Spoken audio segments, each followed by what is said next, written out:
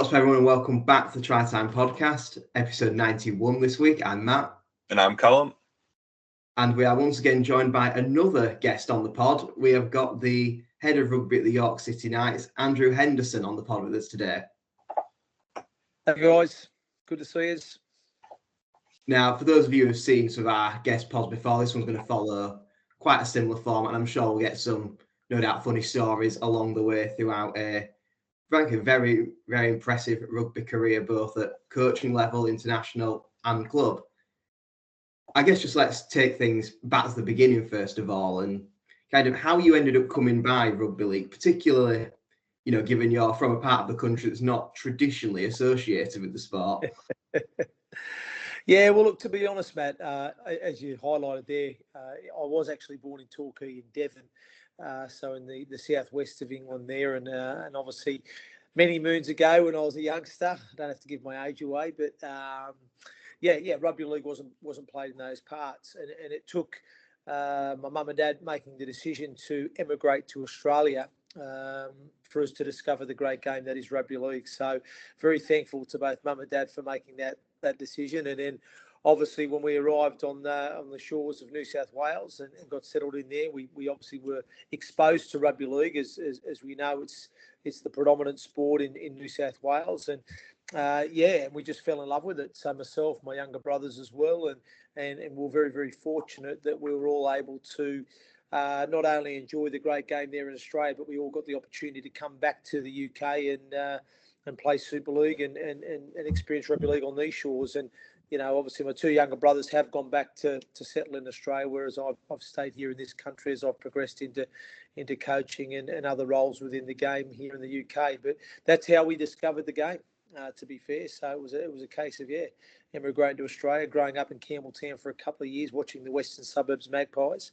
That was the NRL club at the time before we moved to the Central Coast of New South Wales. So yeah. And then I guess obviously breaking through, because I mean, if I remember rightly, your first, I guess, competitive fixture was over in the UK.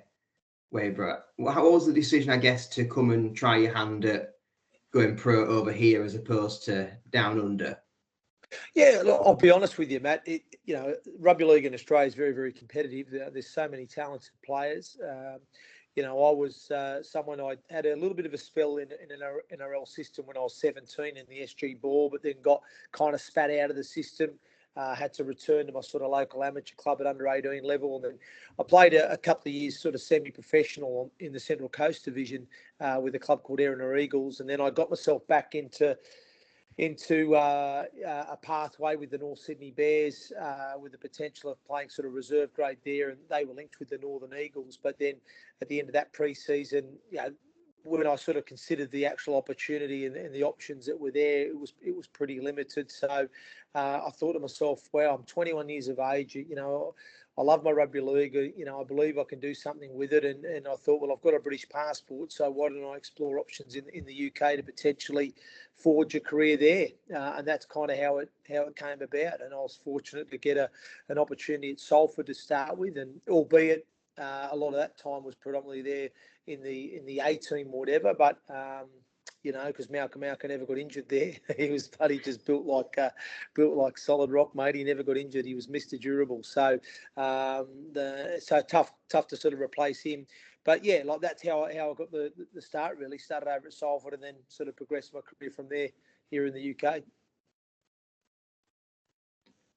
I guess then, obviously things started out at Salford, I say a stint at Barrow, and then I guess you saw the opportunity to head back down under as, I believe it West at the time, playing for the Balmain division. How did that come about then, the opportunity to go back to Australia? Yeah, well, it was interesting. So I finished up at Barrow, that would have been 2003. And then I sort of booked my flight. So I'd always go home in the off season to go back and see friends and family. So I booked obviously to go back. And literally the day I remember I sat in a pub with me mates, just before I was about to leave Ulverston and head down to Manchester to get the flight, and my phone goes, and it was a director from Widnes, a bloke called Tom Fleet, rang me, and he was basically saying how they were interested in signing me, and because I think they'd signed someone from Australia. I think it might have been Jason Deeth at the time, but he must have decided to pull out last minute or something. You know what I mean? So they were basically needing somebody to come in as a halfback to replace him. Now, albeit I played a bit of both of hooker and half. But yeah, they'd obviously seen some footage of me and felt I'd be somebody that could maybe add some value to their squad. So, but obviously back in those days, it wasn't as simple as firing up contracts quickly. It was, I think, you had to fax things through. So it was kind of I just had to explain to him. I said, look, mate, I'm about to catch a flight in a couple of hours. I said, I don't think we can get a deal done within the next 2 hours, you know what I mean, and get faxed up and signed and all that. And then it was his idea. He actually said, well, listen, Hendo, he said, we're actually flying over to Australia for part of our pre-season. A lot of the teams were doing the summer somewhere nice and warm in the pre-season, and he said they were coming to Australia for a month, and they said they were going to be based in Foster Tuncurry, and they were going to play in the World Sevens, and then they were going to have a friendly against the West Tigers. Would you like to hook up with us there? And I said, yep, no problem, mate. I said, I can get a club sorted when I get back to keep myself fit, and I'll join you guys in January. And he said, that'd be great. Then you can have a look at us, get a feel, and we can do the same, and we'll go from there. So cut a long story short, I ended up joining them, spent a month with them. It was a great experience. Played in the World Sevens at the Sydney Football Stadium, which was great, and then managed to play against the West Tigers. But at the time, Shane Millard, who was the hooker for Widnes, he was injured at the time, so I had to play hooker in that game. So albeit they were trying to sign me as a halfback and they wanted to have a look at me in the halves, I had to play the full 80 at hooker. And then off the back of that, I was offered a deal, but it wasn't great. And then I was offered, obviously, an opportunity at the West Tigers as well, which, again, financially wasn't great either. I think at that stage, when it was the end of February, needing a club, they kind of had me there, really. So, and I just thought to myself, well, if I'm not getting, financially, it's not going to be great either way. I may as well stay in Australia and have one last crack at trying to make the NRL and go down there. And then obviously I captained the Premier League side there, the reserve grade side at Balmain. And yeah, it was a really good season there. Was offered to stay on there at the Tigers by Tim Sheens, but more in a kind of a supportive role there.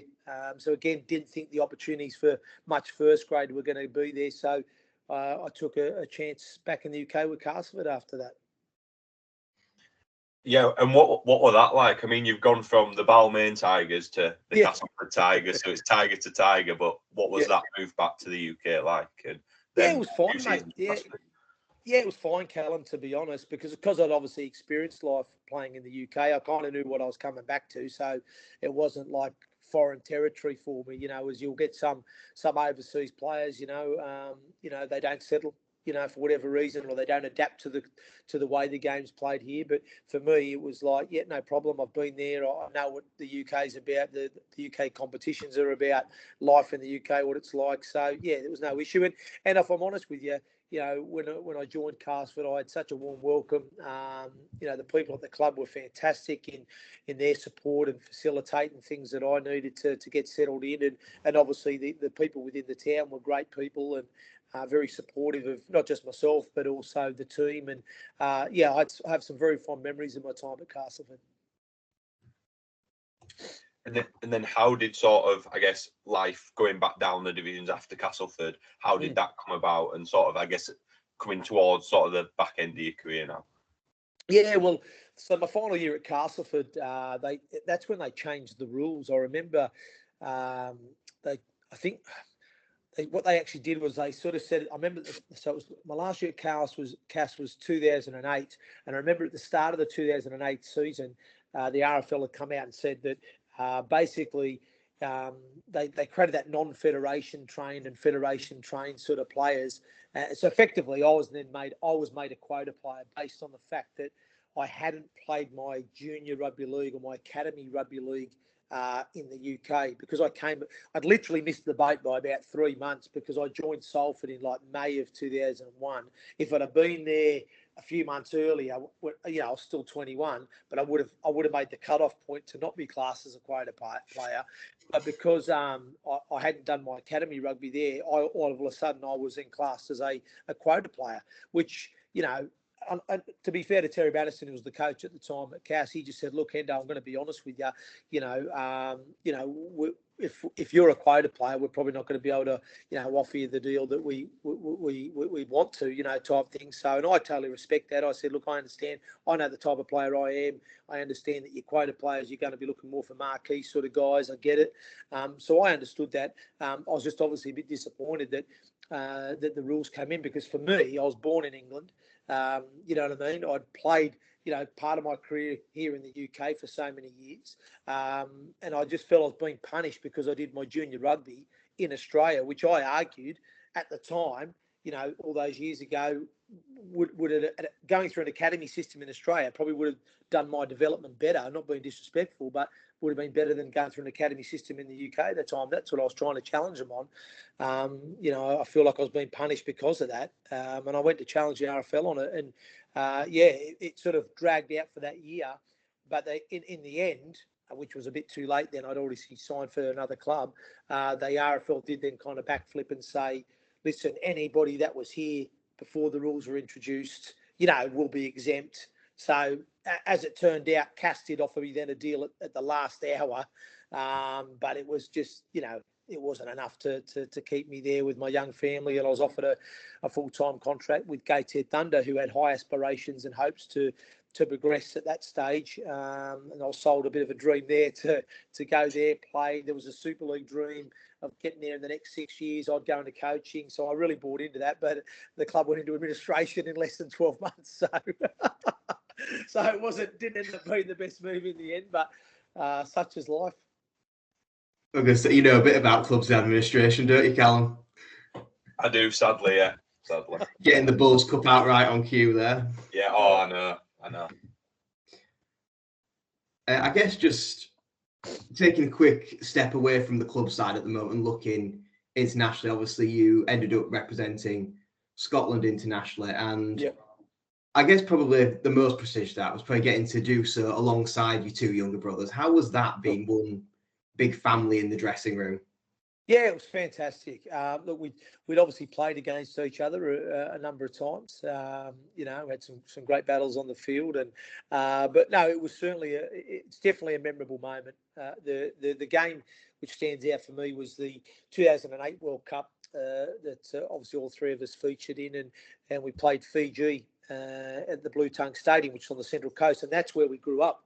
So we actually got the opportunity to play back in the sort of area that we grew up as young players and young people, and obviously my mum and dad were able to get there, friends and family, and obviously my father at the time wasn't well, so God rest his soul, he passed away not long after that, but he got the opportunity to see his three boys represent Scotland, and that from memory was Scotland's first World Cup win. So I believe that they played in the 2000 World Cup and didn't record a win. And then obviously the 2008 World Cup was the win against Fiji on the Central Coast, was Scotland's first ever World Cup win. And obviously all three of us played and featured in that performance. And obviously my father got to experience that, which was that was certainly a very proud and memorable moment for me personally. And I guess then finally, just to bring us up to, the end of your the playing side of the career at least. Yep. The championship success at Sheffield. Yeah. This obviously came at a time when Rugby League was well and truly in the licensing era, and unlike when you were at Castleford, for example, the promotion system had long gone. Was that frustrating almost to be lifting the titles but then not seemingly getting the progression reward? Yeah. Well, it was obviously for me it was new because I'd always been accustomed to the British game when there was promotion relegation, and I was fortunate to be part of promotion winning teams previously and experience what that was all about. So don't get me wrong, we still enjoyed winning the grand finals at Sheffield, and we did that, and it was an incredible achievement to do it back to back as well. But yeah, there was that little sort of bittersweet moment of, we're not going to Super League.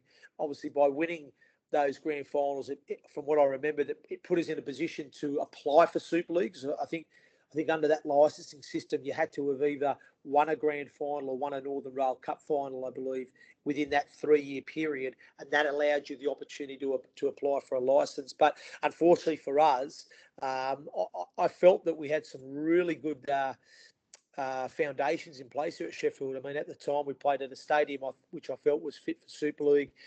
We had great facilities to train at. We had a youth system in progress. We had our scholarship academy, reserve grade. So we had a lot of, for me, things ready to go. But the reason we couldn't really apply was because Don Valley was getting knocked down, and it had been sort of agreed that the council were going to demolish that and whatever, and rebuild stuff there. So we couldn't really ever get that chance at that time to really apply for it. And I think Witness applied and got in from memory during that time. But no, I have some great memories of Sheffield. It was a nice transition for me as well, because to be honest, Matt, that's part of the reason I joined Sheffield was where my coaching journey was starting. So I kind of had a bit of a dual role there. I kind of was a player performance manager, and I worked with our players that were based out of the college. I also helped support the academy and the scholarship teams there. And then I transitioned into a head of youth role there as well during my time. So I felt the last 4 years of my playing career was fantastic, because we had great success on the field with the Eagles, but also off the field. It really allowed me to develop as a coach and get those foundations as a coach to set me up for my first head coaching role at London. So I'm forever grateful to the Sheffield club for giving me that opportunity, and obviously the guidance of Mark Aston as well. He was a great mentor for me to set me off on my coaching journey. And how does, I mean, you've mentioned starting your coaching journey at London there. How did that come about, you going down south to London? Yeah, so I just had a phone call from the head coach at the time. Obviously, Joey Grimer, he was an Australian guy. I never knew him. I'd never worked with him before, but he'd heard some things about me through some contacts back in Australia. So he just dropped me a line and asked to have a catch up. So we did, and he obviously just felt very aligned with my way of thinking in terms of how I approach the game, and he offered me the job to come work with him as his assistant coach. So that's how that one came about. So I joined the club originally as an assistant, but unfortunately for Joey, just due to some personal reasons, he stepped down from the role very, very early in that season of 2015. So it was quite an eye opener for me. My first sort of role in a sort of professional coaching capacity, to then all of a sudden be thrown into the head coach's role. I had very little support around me. The club was going through a pretty tough time. At that time was London. I know that the owner had a bit of a wobble 12 months prior, where he was going to pull his money, and then decided at the last hour, oh no, I'm going to stay in there, and that really impacted their Super League season in 2014. They had a very young side. They got relegated, and a lot of that young side had been retained. It was a pretty tough year. But I think I came out of retirement even at one point to try and help the side, because it just lacked that little bit of seniority and leadership. And we got on a bit of a run, but we just didn't quite have enough to get ourselves in the top four to go into the middle eights that year. So, but in terms of, for me, it was just, crack on, do your best. You've got what you've got. And we managed to have a competitive season and put some good foundations in to really start to progress in 2016 and 17, where we really made some good strides moving forward with the club. Moving back to West London, I was able to get some of the recruitment retention sorted. We started really working with our youth there as well, and getting that on the up. Rob Powell did a great job, and I brought in Jamie Langley to work with the academy and get that going. And we just really started to transform the club. I think for me, the biggest thing for me was when I first went there, I felt London was just a team, it wasn't a club. And I felt by the time I left, we'd really created a real club environment. There was a real strong unity there. And obviously the year after I left, the club got promoted back into Super League. So I was really pleased there with the foundations laid there. I guess in following London, it was probably, I think it's fair to say the highest profile club to date that you've been involved in the coaching of, and that was, of course, as Steve Price assistant at Warrington. Yep. How was that going back to being, I guess, the number two almost in that setup, having been the head coach and the top name for the last few years? Yeah, no, it's a great question, Matt. Look, I'll be honest with you. When I first went in there, I think it did take me a couple of months to adjust because you're so used to being on top of everything. And, and I remember saying a couple of times to Price, you're like, oh, we thought about this and we got this. And I just had that, you just got that head coach's hat on. And then I had to learn that actually, I don't need to be worrying about that now. And, that's for him to worry about. My role is I've just got to work in the areas that the coach wants me to, and I've just got to do the best job I can for the players. And and I did adapt obviously to the role, but I have to admit, certainly for the first couple of months, I think it's just natural. You're so used to, because you're so used to your head's going all the time, and you're thinking of this, you're thinking of that, and it just took me a couple of months to probably adapt to that. I don't need to be thinking about that. I don't need to be worrying about that. I just need to focus on this area. And but I loved my time at Warrington. Again, another club that were fantastic in terms of the support given to you, not just from a coaching capacity with the resource and the finance, but obviously just they were great people at that club. Really made the family welcome. Did everything they could to try and make sure your transition moving there was smooth. And I've only got, again, fond memories of my time there. Learned some great things from Steve as well as head coach, which helped me, again, evolve and develop as a coach, along with Breezy and the rest of the staff there, John Clark, Adi Gardner, Chris Barron. Kylie Lulawai was great, even though he was in an administrative role, but it was great to have some great conversations with him. And, I just found my time at Warrington was really enjoyable. Obviously, we had some bit of success there during that time too, which was great.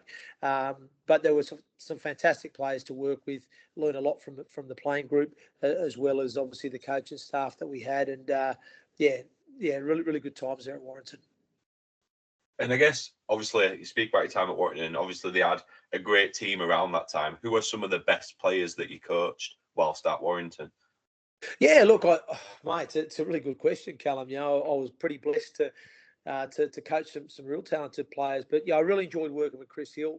I loved his attitude. He just, what a competitor. You know what I mean? He really led from the front with his actions. The way he trained, the way he prepared. I really enjoyed that. Stephen Ratchford was another one I enjoyed working with. I enjoyed working with Kev Brown, even though I only got to work with him for a year. I felt, he was on a similar page to me in terms of how he viewed the game and played the game. God, there was that many good players that I got the opportunity to work with there. It'd be hard to single out too many, but there were a couple that I remember standing out for me.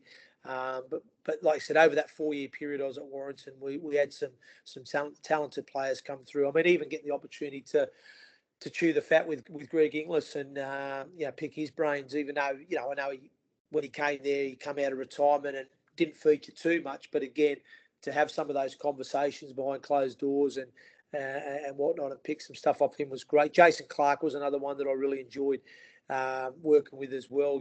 He was a top club man.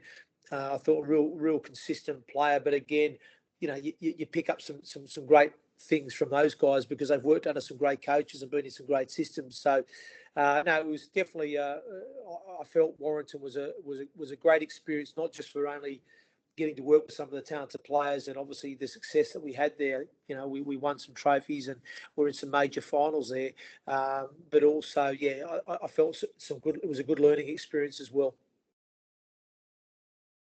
And I guess that brings us nicely up to present day, really, and obviously your time at the York Knights. Yep. Obviously, you had a very good season in 23, taking them through to the playoffs. Again, they matched that in 24, but we did see a bit of a change in your role, moving from the head coach to the head of rugby. Was that something that you initiated and wanted to do, or was this, I guess, part of the wider club's vision for the future? Yeah, it's part of the wider club's vision. I mean, the thing was when I first met with the owner and came to York, it was a 5-year sort of coaching deal originally with a view to moving into this role at the end of the 5 years. That was kind of the discussion. So, and obviously my sort of remit was to try and build a team that was going to have its best years ahead of it, to peak when it transitioned into Super League. So as you probably saw, a lot of our recruitment was the more younger end, to try and keep a core group of players together for a number of years. And look, obviously the reality was, we sort of had that first year where I was in charge, where it was kind of, I came in, I had to sort of inherit what I inherited. I thought we competed really well. We faced some adversity as a group that year. There was a number of injuries.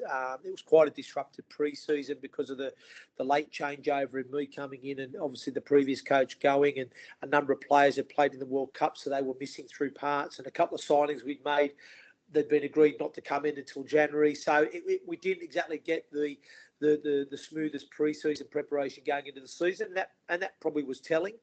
We had a slow start, but then obviously we really came together and had a wonderful end of the season, making the top six. Just ran out of steam at the end. Had a great Challenge Cup run as well, where I think we're the only championship club to reach the quarterfinals, and we gave Lee a scare in that, who went on to win it in the end. But we were pushing them for 65 minutes and could have nicked it potentially if one or two things went our way. And I remember going into that game with 16 fit players. We had to drag in a couple of reserve players from Wigan just to top up the numbers. So that was sort of some of the things that we faced as a group that year. But it still was an enjoyable year with the challenges we faced. I felt preparation going into 24 was a little bit better. We had a few more numbers at pre-season, a bit more of a settled squad. But then unfortunately got hit with a load of injuries and suspensions through that coast early cup rounds, which impacted the start of the year. And I was always confident once the cavalry came back that we'd be able to turn a corner and come good, which the team ended up doing. But at that time, the owner just felt like he needed to make a change, and he felt that the time was now to move me into this role. He did feel that there was probably areas of the club that we needed to focus on and help develop. And he felt, obviously, with my skill set, that's where it'd be best used. So I've always been a club man, Matt, to be honest. So if the club felt they needed me in that role to help them develop further to ultimately get into Super League, then that's where it was best fit for me. So, yeah, that's how it came about.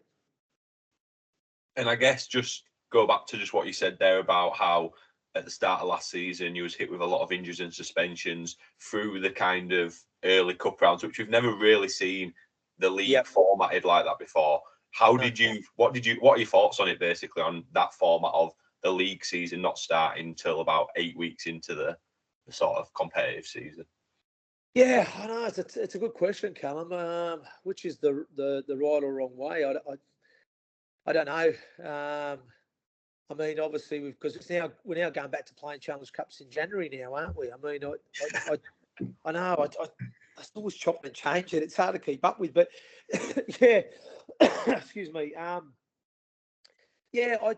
suppose I don't mind that concept, because in a way you can almost use it as which we did anyway. We used it as our pre-season friendlies. I didn't play any other friendlies prior to the cup games. I didn't feel we needed to. We had 26 league games plus 3, Challenge Cup and your 1895 Cup early rounds and all that. You're already playing 29 games before you make any sort of next stage of any competition. So, yeah, I didn't feel we needed to play any friendlies or anything. So I suppose in some respects you can use it as that, as your kind of pre-season that way.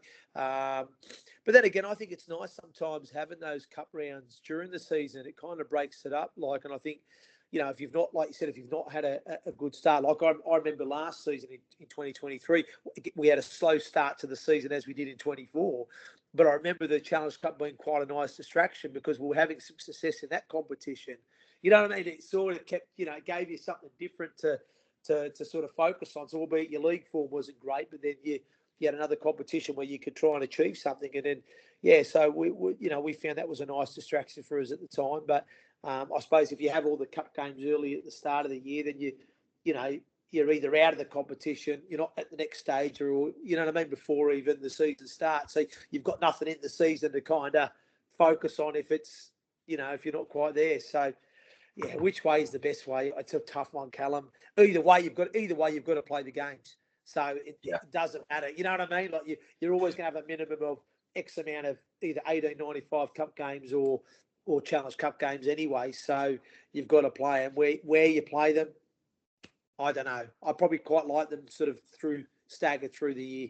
You know what I mean? Because I think sometimes too, if you drew, for example, if you draw, I don't know, just say you draw an amateur club in whatever round of the Challenge Cup, then that might be an opportunity after you've played 4 league games to rest a few bodies, play a few younger blokes and have a look at them, and gives them so it breaks it up nicely a little bit through the year. But anyway, the powers that be think differently these days now, don't they? Who knows? It might be different.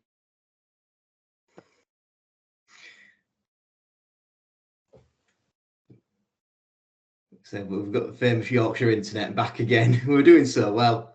Yeah, we were doing well, weren't we? But we'll let it come back on. Let him come back.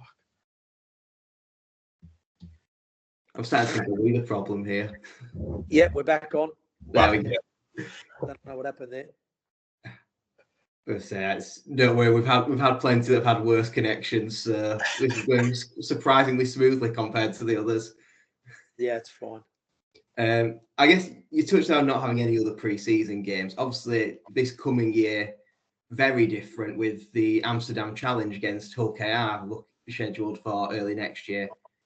How did that come about? And I guess what are the objectives for York and rugby as a whole in terms of taking this product over to the Netherlands?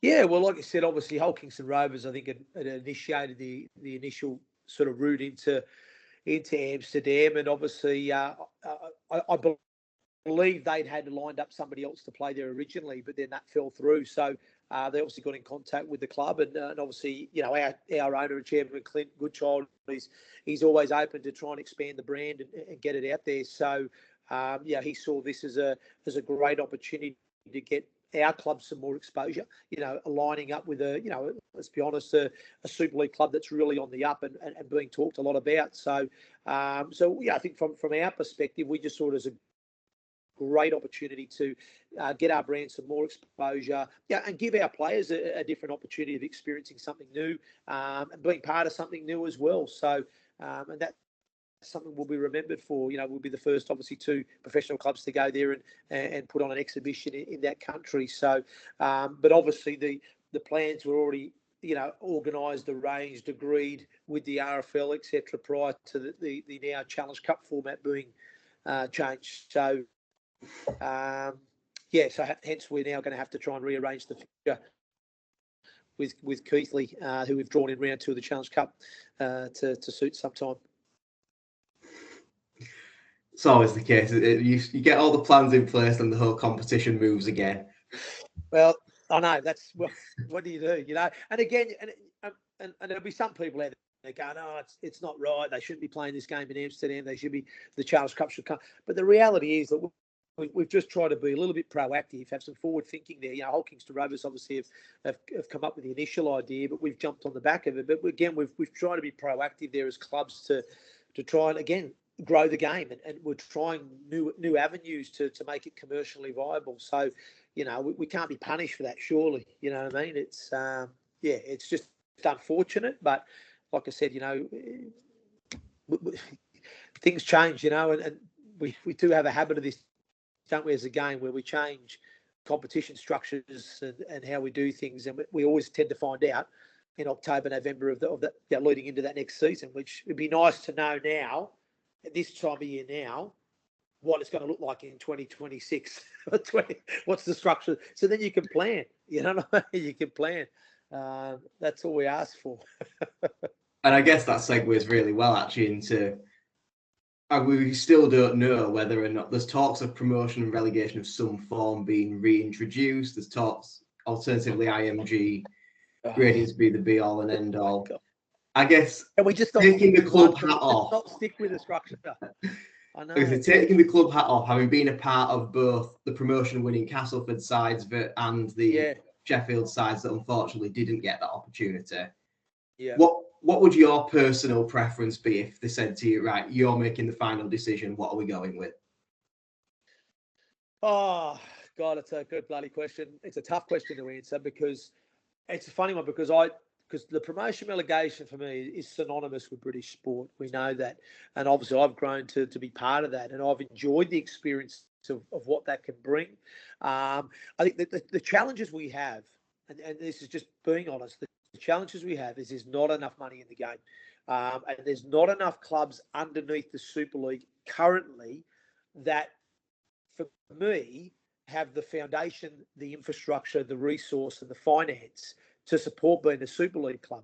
So, and we've probably seen it too often where, and again, part of that is because you don't know you're going up until you win that grand final in October, and then you've got a month then to scramble before your pre-season starts and potentially employ more staff because you now need a bigger staff and operation from a performance point of view. You need more staff off the field because you need a bigger backroom team in your offices and that for ticketing and all the marketing and all the other bits and pieces.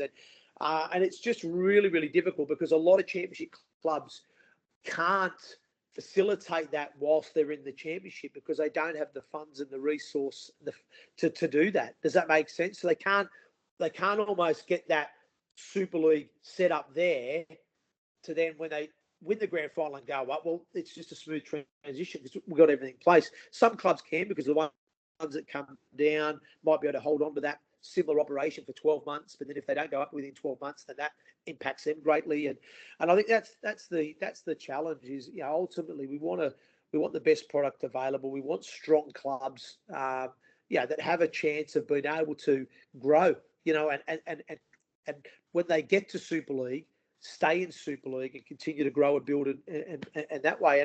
And I just think the way it's structured at the moment, it's not the fact that promotion relegation doesn't work, but it works for me, it would work if the championship was a full-time competition and you had all 12 clubs were full-time and they had, may not have as bigger operations as current Super League clubs, but at least have minimum Super League operations in terms of they've got a full-time staff, performance-wise, full-time playing squad. They've got then off the field, they'll have a general manager, an events manager, a marketing. They've got these people in place. They might only have one of them, and then when they go to Super League, they might add an extra media person and add an extra commercial person and build on that because now they've got a bit more distribution and money coming in.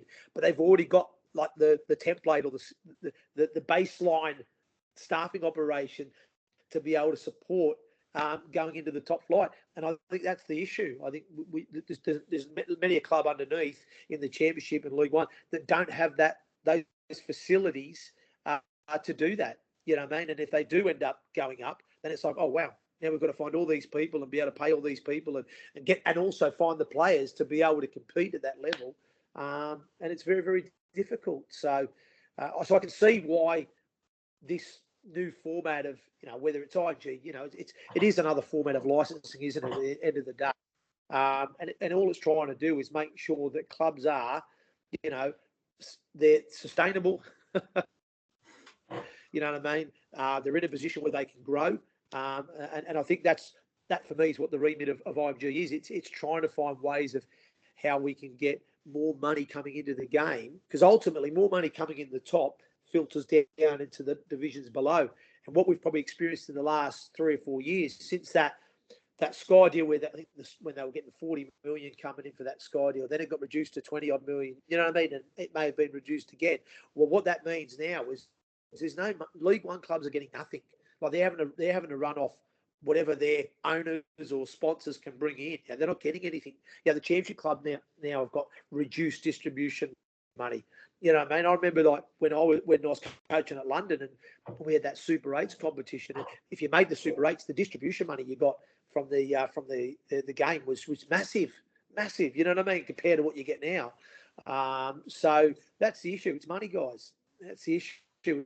It's not a case of, which format works best. The bottom line is there's not enough money underneath the Super League to really, facilitate clubs to be able to be Super League clubs.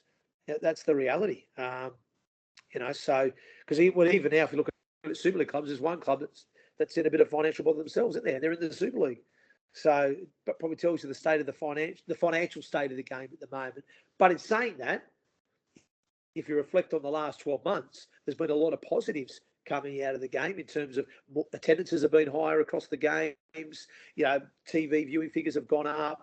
There's been now some more sponsorship coming in. The game's now going to Vegas. There's a lot more things. We're doing the Amsterdam thing, with Hull KR. There's been a lot of, for me, there's been some areas of growth within the game, which are really, really positive that, maybe doesn't get spoken enough about. So I think we've just got to be patient. I think, I know there's been a lot of sections of people sort of, I guess, challenging what IMG are bringing, challenging what direction the game is going. And I think if we're being honest, we change too often, which is not helpful. We keep chopping and changing structures, and we've had promotion relegation, we've had super rates, we've had licensing. Now, we need to stick with the format for a length of time, be patient with it, and then reevaluate in 3 to 5 years ago, actually, is this model working? And if it's not, then we look to change. But if we're chopping and changing every 2 or 3 years, we're in like chopping and changing even the Challenge Cup formats. And it's just, there's too much change. So it makes it really, really difficult for people to sort of latch on and go, well, what's going on? Because we're all confused, but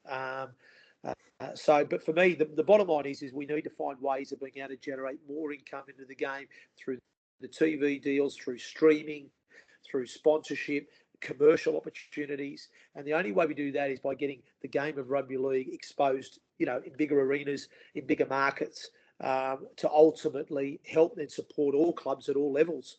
Because the more money it's made at the top, the more that can be funded down below to help these clubs grow and allow them to be able to bring in more staff and operate better, to be able to generate more income into their clubs to then grow. And that's what it's about. But I think for now, we just need to be patient as a game and see where this pans out. But there's certainly been some positives made in the last 12 months, that's for sure. And obviously, you're a big championship man yourself, obviously working now at the minute, and you've kind of touched on it a little bit there potentially. What are your thoughts on the Summer Bash and whether that should be back? Because personally, as a fan of a championship club, I used to always love it over at Blackpool and the whole sort of razzmatazz around that. So what are your thoughts on it? Yeah, well, listen, I enjoyed it. I enjoyed being involved in it as a player and as a coach. And I enjoyed it. And I think it was good. It was something different for the fans to experience. I don't think it worked at Headingley when they did it there, but I think it certainly worked at Blackpool when it was there. I think it's always had decent support and generally good feedback, I think, as well. But again, I think what it comes down to, Callum, is finances. Is that event generating enough income to warrant it continuing? And I think probably what they've discovered is the game wasn't making any real money out of the event. So albeit, yes, it was a great weekend for certain people, and some people may have used it as part of their holidays, that we're going to spend three nights in Blackpool, go Friday to Sunday and have a real good weekend of it, have a good crack at it. And so for me, I think probably from the fan experience, it was good, but was it commercially viable? That's ultimately what it comes down to. Was the game of rugby league able to generate enough revenue from that event to warrant continuing it? And I think that's been the issue.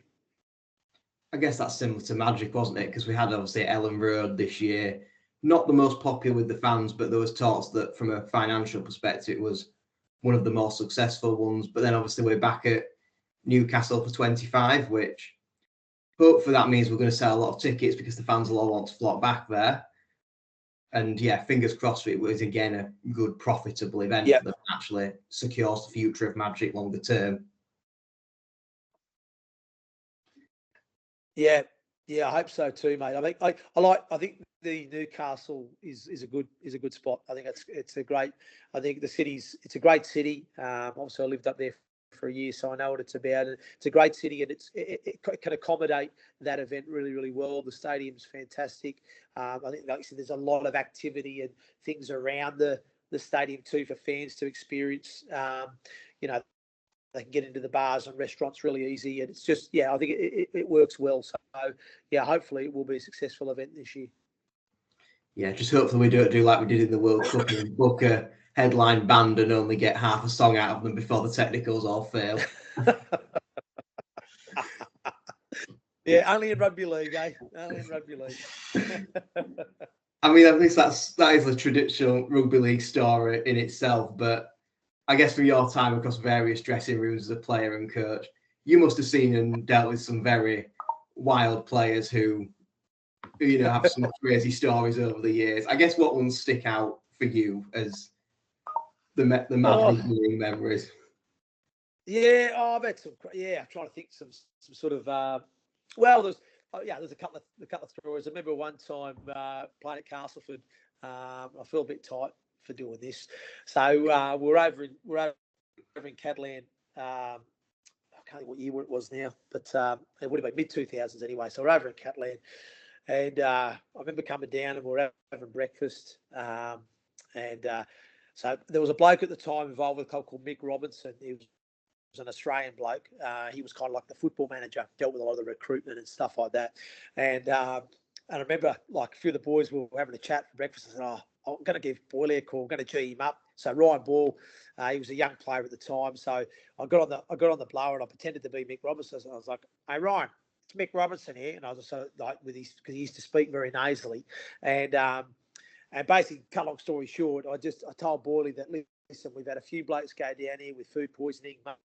Mate, you're going to have to we've booked you a flight. You have to get to the club, get your tickets. So the poor kid, he's on there like, and he's shouting his mum going, "Mum, I need my passport." And he's getting all flustered in the background. And all the boys are all like doing these ones, like cracking up. Anyway, he ends up going down to the club. He goes to the club. And then Mick Robinson comes in and sees me a few hours later. He goes, "Mate," he goes, "what the fuck's going on?" And he goes, "What's happening here?" He said, like, he said, "I've had Ryan Boyle on the phone today." And I was cracking up. I was like, "Oh, mate, sorry, Mick." I said, "We just cheated him up in the morning." I said, we said he's due to play and all that. So apparently Boyle, he went to the club to go get his in the club. We're like, "Mate, what are you on? What are you on about? What are you talking about?" So he was so gutted because that would have been his Super League debut. So I feel bad. And he got me back. He nicked me car. And he hit it in the marquee. So I finished up training one day and I'm like, "Where's my car?" And I'm panicking. How's my car been nicked from the Cats car park? You know what I mean? But anyway, he's hit it in the he's nicked me keys while I was at training. He must have somehow got in there and got me keys, and he drove it and hit it in the marquee. So that was one. Another memorable moment for me was getting pummeled by Liam Higgins. I played with Liam Higgins at Cass, and anyway, when I was at Sheffield, he was playing with us at Sheffield. I used to tease Liam all the time, used to take the mick out of him all the time, wind him up. Anyway, QLT started this little thing in the change rooms about, right, we're going to do boxing matches, you know what I mean? If anybody's got any grievances or issues. So obviously everyone's like, "Oh, where you going, Hendo? They're always in at each other, like get them going." So I'm there going, "Oh, whatever." So I was like, again, as usual, whine and he go up, teasing him and all that. So we got the boxing gloves off in the change room. Again, I just didn't think it was going to be much of it. I didn't think it was going to be too serious. And Higo had been training, so just so you know, he had been training for a charity boxing match. So he was in prime condition. He'd been ready. I can't remember who he was fighting, but he'd been training for about 6 weeks. He's got all the boxing techniques. And don't forget, Liam Higgins is a front rower. He's 6'3", built like a, I don't need to say the words, but built like a brick, And I'm just this little hooker guy. Anyway, I'm there and I'm trying my best. I'm trying to get into him, because I can't reach. I've not got the reach on him. I'm trying to get in. And I still had my bloody rugby boots on, so I went to go to train, and so I didn't take my rugby boots off. So I'm skidding all over the change room floor, and then he goes he's just picking me off, bang, bang, he's pummeling me, and I'm just getting smashed. So moral of the story is, guys, pick on someone your own size. Yeah, so I got pummeled there, mate, in the change rooms. So there you go. That's Higo's claim to fame anyway. The glamorous world of rugby there. Couldn't do it these days, though, could you? Not with all this HIA stuff, would you? Concussion. You get away with it. Well, if you do, certainly don't tweet about it afterwards and then go into a lawsuit. We won't mention names of who drops that one for legal reasons, but we all know who we're on about. Sorry. I'm going to say, I guess one thing, Andrew, that me as, like I say, a championship fan, and obviously Matt's into the championship as well, would you be able to give us 3 York players to look out for next season? Oh, God, that's a good question. Oh, wow. Well, I think we've got a pretty talented roster, to be honest with you. Well, I'd have to say, Ada Hingano's got to be one to watch. I thought he had an incredible season for us this year. Really, really pleased for him as well, because he's, for a number of years he's been plagued with injuries, and he's not been able to get that, that run of games. And it was something that we spoke about together, that, this the season just gone was, the plan was we need to get you right, Ada. We need to get you right physically, and we need to be able to get you that run of games, because he's such a talented player. So I think he's got to be one to watch out for again this season. I thought he was incredible last year for us, and really showed the quality and the talent that he has. So he's definitely one to watch again this year.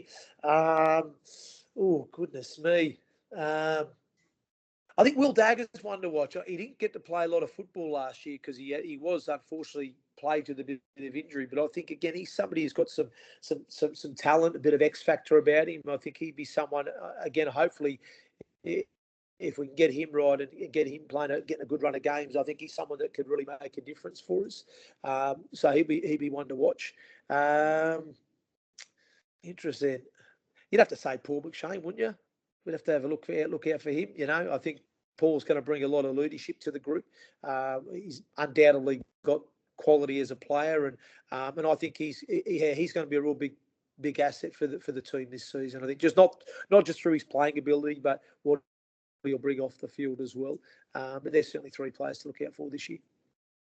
Oh, no, thanks for that, mate. Yeah, cheers. What's it like with Paul McShane, obviously, with you being a hooker as well, and sort of, I guess, speaking to him about that? He's obviously, he's won a Man of Steel before, great, successful player. Like, what's it like speaking to him? Yeah, look, he's going to be great for, like I said, he's going to be great for the club and the team. He's got, he's got a desire to coach as well, so he wants to move into that coaching arena. And part of his role is to support Mark Applegarth there on that coaching side, but he will be player first, coach second, but a little bit kind of what I was doing with Danny Kermond in the time I worked there. So yeah, but no, look, like I said to you before, he's excited to come in. He's looking at this as an opportunity to add some value on the playing front and really be that add some leadership to the group and try and help teach these younger blokes what it takes to be at the top level and how they're going to transition to that next level, but also start to dip his toe into that sort of coaching world as well and get a feel for that. So I think it's a great arrangement for both parties. I think we're going to get the benefits of it from a playing point of view, but also we'll get some benefits from a coaching point of view with him too. And I guess alongside that, what are the sort of goals for York in 2025? What are you on the pitch, off the pitch? What are you looking for? Yeah, well, again, it's progression. It's progression. That's what we spoke about. I mean, look at the last couple of years. We finished 6th in 23. We made progression on the field in 24 by finishing 4th. Again this year it'll be to progress again. We want to finish that a little bit higher, do that a little bit better, win a few more games. Finish as high as we can, obviously. But again, it's about progressing on the field, and then off the field continuing to grow. From a commercial point of view, obviously part of my role here now as a head of rugby is I'm starting to set up the pathways. So we're now starting to develop get that youth development side up and running. We've got it up and running on the women's side now with our under 19s and under 16s, and we've just launched our under 14s junior squires program, and I'll be taking on the under 16s in January as well, getting that off the ground, and then we look to develop an under 18s in 12 months' time, and just keep progressing that. So again, it's all about developing off the field areas of the club that we can add to and make better, and also continue to grow the brand and grow as a club. I think we made progression from when the original Lime G scores came out and points came out at the end of 23. We added a couple of points on to where we were at the end of 24. So we'd like to think again by the end of 25 we'll add some more points to that tally. And again, we've then developed a little bit more off the field in terms of our infrastructure with the youth development side, with growing our commercial side, and then obviously on the field, having that progression on the field, hopefully finishing a little bit higher than we did last season. And who knows? It'd be great to win it, wouldn't it? You know what I mean? But again, we're going to be challenged on that. But again, it's about progression for us, Callum. It's about progressing. If we can progress, just continue to get better, and then if we've got enough points in the bag to be in Super Super League in 12 months' time, great, because that's the long-term ambition and aspiration of the club. And I do believe that York will have a strong chance of being a Super League club in the future. No, definitely going in the right direction anyway. No, thanks, fellas. I guess probably the last one from me then quickly. On a personal level, goals-wise, if you could have any club in Rugby League come to you and say, we want you either in head of rugby, head coach role, what would be the dream job? Oh, wow. I've not really thought about that before, Matt. That's a good question, actually. Oh, wow. What would be the dream job? Oh, goodness me. That is a tough question. That is a tough question, actually, because it really is a hard question to answer because, I look back and I reflect on where I've been previously, and I've had so many good memories at so many clubs, as we spoke about earlier in the conversation. I mean, obviously, I'm very fond of Casper Tigers. That was probably a club that I really felt a strong connection to. And I think you do that as a player or a coach. You go through your time and you'll have good times and bad times wherever, but certainly the clubs that you have good times at, you'll always have fond memories and always have respect for. But I think there are certain clubs where you just feel a connection to, whether that's just the people of the town or whatever. Castle's always a club that was very close to my heart, very fond of.